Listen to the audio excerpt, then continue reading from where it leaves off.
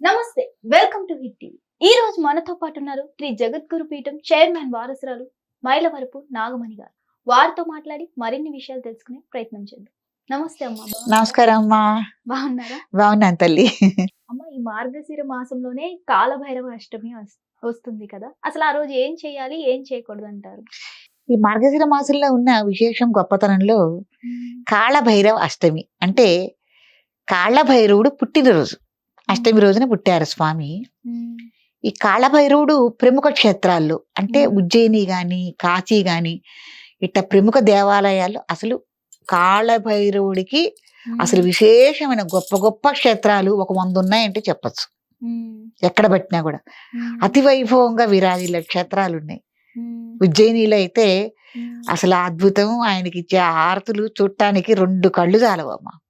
అసలు మనకే పూనకం వచ్చేసేస్తుంది అక్కడ ఆయన్ని చూస్తే.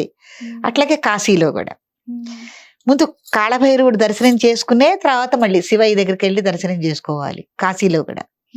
కాబట్టి ఏవైనా శైవ క్షేత్రాలు ఎక్కడైతే ఏవేవి ఉన్నాయో అమరావతి కానీ శ్రీశైలం కానీ ఎక్కడైనా కానీ ఎక్కడో ఒక్కడ ఉపాలయంగా కాళభైరవుడిని మనం అక్కడ ప్రతిష్ఠ చేయటం, అక్కడ ఒక విగ్రహాన్ని చూడటం మనం తప్పకుండా చూస్తూ ఉంటాం.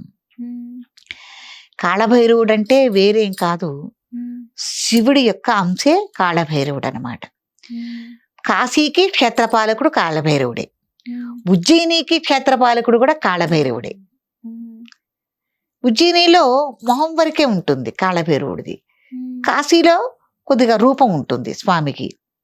ఉజ్జయినిలో కాళభైరవుడికి మద్యం కూడా తీసుకెళ్తారు. ఎవరు భక్తులు వెళ్ళినా కూడా ఒక మద్యం సీసా ఉంటుంది ఆయనకి క్యూ లైన్ లో. మద్యం తాగుతారు అని మద్యం సీసా తీసుకుని వెళ్తారు. అది నైవేద్యం పెట్టి మళ్ళీ భక్తులకి ప్రసాదంగా ఇవ్వటం కూడా జరుగుతుంది. అంటే ప్రతి ఒక్కళ్ళు తీసుకెళ్లాలని ఏం కాదు, ఒకవేళ ఆ అలవాటు ఉన్న వాళ్ళకి ఇది ఒక అవకాశం అనమాట, వాళ్ళు తాగొచ్చు అని ఒక వంక. అట్లా ఉజ్జయినిలో చాలా వైభవంగా చేస్తారు.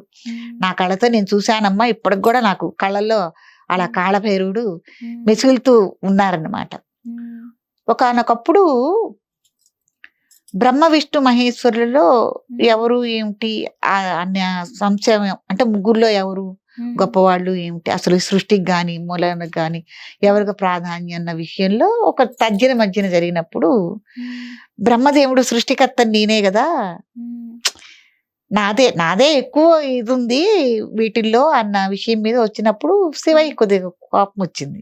అసలు లయకారకుణ్ణి పుట్టించేది నేనే, దాన్ని మళ్ళీ నశింపజేసేది నేనే, అన్ని నేనే కదా, నాలోనే ఇమిడున్నాయి కదా అన్న ఇది కలిగింది స్వామి.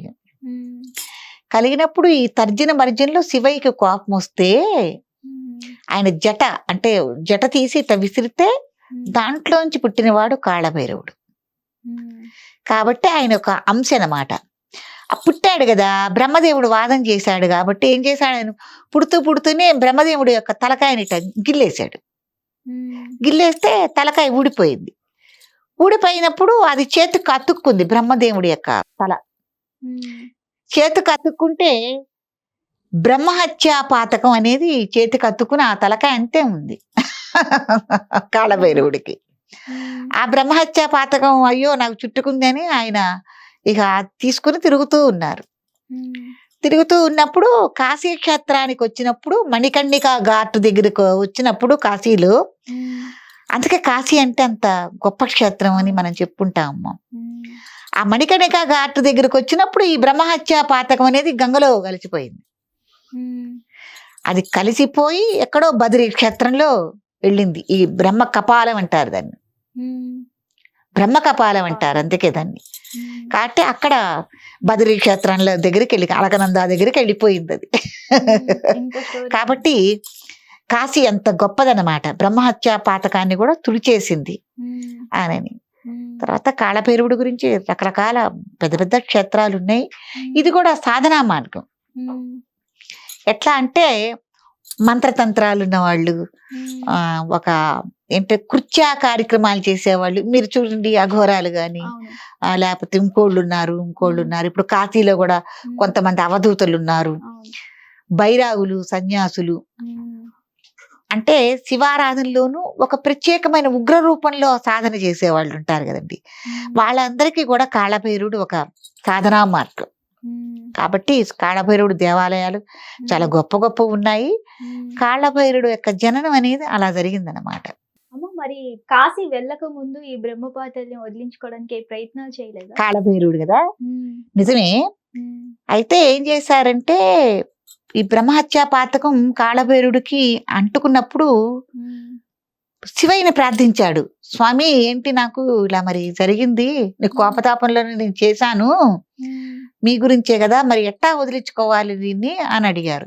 అడిగితే అప్పుడు శివుడు చెప్పాడనమాట, నువ్వు ఈ బ్రహ్మ కపాలాన్ని తీసుకుని భిక్షాక్షం చేయి, ఊళ్ళ మీద ఇంటింటికి భిక్షాక్షం చేసినప్పుడు నువ్వు గడప అవతల ఉండి ఎవరైతే నీకు భిక్ష వేశారో ఈ బ్రహ్మహత్య పథకం వాళ్ళకు చుట్టుకుంటుంది. ఎవరన్నా పొరపాటున వేశారనుకో ఈ బ్రహ్మహత్య పథకం వాళ్ళకి వెళ్ళిపోతుంది, అప్పుడు నీకు దీని నుండి విముక్తి కలుగుతుందని చెప్పారు శివయ్య. చెప్పుడప్పుడు ఆయన ఇట్లాగే చేస్తున్నారు. చేస్తుంటే ఎవరైనా సరే గుమ్మం అవతలకు వచ్చి భిక్ష వేస్తున్నారే గాని గుమ్మం లోపలుండి ఎవరు భిక్ష వేయటల్లా, వాళ్ళకి తెలిసిపోయింది. తెలుసు కదా చాలా మందికి గుమ్మం అవతల నుండి మనం ఏమి వేయకూడదు చేయకూడదు అని తెలుసు కదమ్మా మనందరికి. అందుకే అంటారు గుమ్మం యువతలుండి అవతలకి ఏమి మనం అందించకూడదు, ఇవ్వకూడదు. ఇట్లాగే దాన ధర్మాలు కానీ ఎవరన్నా వాకిట్లోకి బిచ్చగాళ్ళు కానీ ఎవరన్నా వచ్చినప్పుడు కూడా మనం వేయకూడదు అని అంటారు కదా. ఎవరు వేయటల్లా, ఎవరు వేయటం లేదు అని చివరికి ఏం చేశారంటే లక్ష్మీదేవిని కూడా అడిగారు. ఎవరు? కాళభైరవుడు. అమ్మ భిక్షాం దేహి అని. పాప ఇవిడు కొద్దిగా యామరపాట్లో ఉండి గుమ్మ యువతలుండే వేసేసి భిక్ష వేసేసింది కాళభైరవుడికి. అప్పుడు ఈ బ్రహ్మహత్యా పాతకం అనేది లక్ష్మీదేవికి ఆపాదించబడింది, ఆవిడకి వచ్చింది. అయ్యో ఇదేంటి స్వామి అని చెప్పి అప్పుడు మళ్ళీ శ్రీ మహావిష్ణువు నేను ఆ శివుణ్ణి ప్రార్థించగా కాళభైరవుణ్ణి సాధారణంగా లోపలికి తీసుకొచ్చుకుని ఆయనకి సకల సేవలు చేసి ఆయన ప్రసన్నం పొంది ఆయనకి సేవలు చేశారు. అంత చక్కగా నైవేద్యాలు పెట్టి ప్రసాదాలు పెట్టి నీ ఎంత గొప్పవాళ్ళు లేరని పొగిడి అలా చేశారు. చేసేసరికి అప్పుడు పాపం ఈయన మాయలో పడిపోయి ఇంత నన్ను చక్కగా ఆరాధన చేశారు అని చెప్పి ఏం చేశాడు, తిరిగి మళ్ళీ ఆయనే తీసేసుకున్నాడు ఈ బ్రహ్మహత్యా పాతకాన్ని. ఇది తీసుకున్న తర్వాత కాశీ వెళ్ళాడు తరిమిళ. అట్లా వెడితే కాశీ వెళ్ళినప్పుడు అక్కడ విముక్తి లభించింది. అది బదరీ చేరింది, అక్కడ అలకనంద దగ్గర ఉంది. ఇప్పటికి కూడా అక్కడ మనకి బ్రహ్మ కపాలం అని మనకి ఎవరైనా పితృదేవతలు కనుక చనిపోయి ఉంటే కనుక ఇక అక్కడికి వెళ్ళి పిండ ప్రదానాలు చేస్తే చనిపోయిన వాళ్ళకి ముక్తి లభిస్తుంది అని ఇప్పటికి కూడా అక్కడికి వెళ్ళి పితృదేవ కార్యక్రమాలు ఏవైతే ఉన్నాయో మనం అక్కడ చేసుకోవటం అనేది జరుగుతోందమ్మా. అందుకే బ్రహ్మ కపాలం అని పేరు అన్నమాట. కాబట్టి విశేషంగా స్వామివారిని ఆ రోజున పార్వతీదేవి ఏమేమి ఆయనకు తినిపించింది, ఎలా పూజ చేసింది అనేది విషయం చెప్పుకుందాం. తర్వాత విశేషంగా ఈయన కాళభైరవుడు కదమ్మా ఆయన పేరు. భైరవుడు అంటే మనకు సునకాలు రూపంగా కూడా ఉంటాయి కాబట్టి ఎక్కువగా నల్ల కుక్కలు మొక్కుక్కలు ఏవైతే ఉన్నాయో వాటికి పూజ చేసుకోవటం. అందుకే ఎవరైనా కాశీ వెళ్ళొచ్చారనుకోండి ఇంటికి తిరిగి రాగానే కాళభైరవ సమారాధన అని చేస్తారు. కాళభైరవ సమారాధన అంటే కాశీ వెళ్ళొచ్చిన పుణ్య ఫలితం దక్కాలంటే ఎవరన్నా ఒక 10 మందిని మీ చెత్తి కొద్ది 100 మందినైనా సరే చక్కగా మంచి విందు భోజనం ఏర్పాటు చేసి విందు భోజనం పెట్టే ముందు అక్కడ పూజ చేసుకునే ముందు ఏదైనా ఒక కుక్కను చూసుకుని కాళభైరవ రూపంగా అందులో నలుపు రంగులో ఉన్న కుక్క అయితే చాలా విశేషం. దానికి యథావిధిగా కాస్త కడిగి కుక్కను కూడా నూట బొట్టు పసుపు రాసి బొట్టు పెట్టి మెళ్ళో వేప మండలు కట్టి గారెలు మినపప్పుతో తయారు చేసిన గారెలు తయారు చేయాలి. తయారు చేసి ఒక మాలలే గుచ్చి కుక్క మెళ్ళ వేస్తారు. కాళభైరవ సమారాధన అంటారు. అప్పుడు కుక్కకు పూజ చేసుకున్న తర్వాత సమారాధన మొదలు పెట్టాలి, అంటే భోజన కార్యక్రమాలు మొదలు పెట్టుకోవాలి. కాశీ వెళ్ళొచ్చిన ప్రతి వాళ్ళు చేసేదే. అప్పుడు కాశీ వెళ్ళటం అంటే చాలా కష్టం కదమ్మా. కాబట్టి అపురూపం అది. అందుకని కాశీ సమారాధన కూడా అపురూపంగా చేసుకునేవాడు. ఇప్పుడే ఉందండి నెలకోసారి కూడా వెళ్ళొచ్చేస్తున్నారు, విమానాలు సదుపాయాలు ఇవన్నీ వచ్చిన తర్వాత. కాబట్టి ఇప్పుడు వెళ్ళొచ్చిన కాళభైరవ సమారాధన చేసుకోవటం అనేది మంచి పద్ధతి. అప్పుడు విశేషంగా ఏంటంటే ఆయనకి నైవేద్యాలు మినప్పప్పుతో చేసిన పదార్థాలు అంటే గారెలు నైవేద్యం పెట్టం ఆయనకి. కుక్కలకి ఆ వండి పెట్టడం, ఉమ్, కుక్కల్ని కూడా పూజ చేసుకోవటం అనేది జరుగుతుంది. ఉమ్. తర్వాత ప్రత్యేక దీపాలు ఏమైనా ఉంటాయమ్మా? మంచి మాట అడిగారు. ప్రత్యేక దీపాలు అంటే కాళభైరవుడికి కూష్మాండ దీపం అంటే బూడిద గుమ్మడికాయ ఉంటుంది కదమ్మా, మంచి గుమ్మడికాయ కాకుండా బూడిద గుమ్మడికాయ ఉంటుంది. ఆ బూడిద గుమ్మడికాయను ఒక దాన్ని తీసుకుని సగభాగంగా కొట్టి దాంట్లో గుజ్జును కొంత తీసేసి దాంట్లో శుద్ధమైన నువ్వుల నూనెను పోసి మా బూడిద గుమ్మడికాయకు కూడా కథ పసుపు రాచి బొట్టి పెట్టి దాంట్లో మనం నువ్వుల నూనె పోసి బొత్తి వేసి స్వామికి దీపం పెట్టడం అనేది సకల కార్య సిద్ధికి. తర్వాత సకల కార్య సిద్ధికే కాదు, ఎవరైనా మాకు చేతబడులు చేశారు, లేకపోతే మాకు దెయ్యం బూనింది ఒంటి మీదకి అని అట్లా కొంతమంది ఉంటారు కదా. తర్వాత ఏదన్నా ఉన్మాద స్థితి అంటే పిచ్చి వచ్చింది అంటారు చూడమ్మా, ఎవరినన్నా పిచ్చి హాస్పిటల్లో ఉండి మనస్థిమితం లేని వాళ్ళకి కానీ వీళ్ళందరికీ ఆరోగ్యం చేకూరాలన్నా, అట్ట భూత పిచాచ బాధలు ఏవైనా తొలగిపోవాలన్నా కూడా మనం ఈ కూష్మాండ దీపం పెట్టడం, గుమ్మడికాయలో దీపం పెట్టడం. ఆ దీపానికి కూడా నేను ప్రతి వీడియోలో చెప్పినట్టు ఉట్టి దీపం పెట్టడం కాదు, యథావిగా దానికి ధూపదీప నైవేద్యాలతో పూజ చేయటం, నైవేద్యం పెట్టడం. అది కాళభైరవ స్వరూపంగా ఆ కూష్మాండ దీపాన్ని చూసుకోవటం. ప్రత్యేక సమయం అంటే ఏమైనా ఉంటుందా? పొద్దున పూట చేసిన, లేకపోతే పొద్దున్న నుంచి ఉపవాసం ఉన్నారనుకోండి, సాయంత్రం పూట సంధ్యాకాలం టైం తర్వాత చక్కగా దీపం పెట్టుకోవచ్చు. ఆ దీపం మీరు గుళ్ళో పెట్టుకుంటారా, లేకపోతే ఇంట్లో పెట్టుకుంటారా, ఎక్కడైనా పెట్టుకోవచ్చు.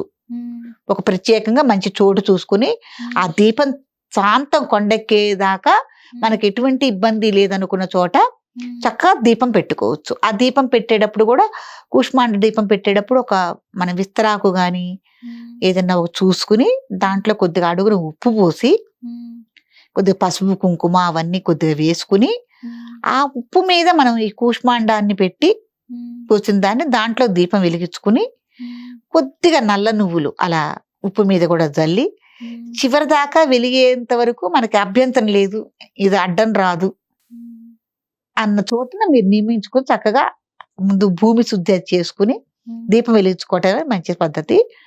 ఆ దీపం కొండెక్కిన తర్వాత వెలిగిన తర్వాత ఎవరైనా మీరు తొక్కని చోట ఆ దీపాన్ని మీరు ఉప్పుతో శుద్ధ ఉంటుంది కదమ్మా, ఉప్పుని ఒకవేళ మీరు అంటే నీళ్ళల్లో కలిపినా ఎక్కడ తొక్కని చోట పారబోయటం కానీ ఏదన్నా మొక్కల్లో వేయటం కానీ చేయాలి.